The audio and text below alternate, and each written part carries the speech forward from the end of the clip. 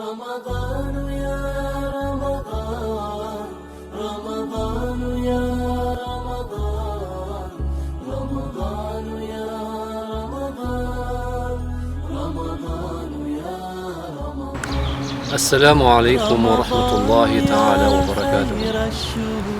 Hürmetli varlar, Allah Tağala'nın bizge sığ etip bergen Ramazan ayı barşamızga kutlu olsun.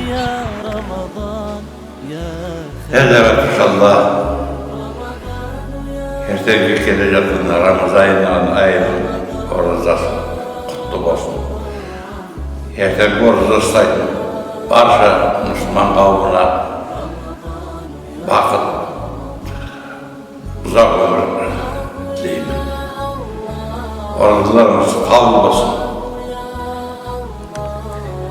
Ал енді ораза құтты болсын, тыныштық болсын, аманшылық болсын, бүтін халқымыз аман болсын.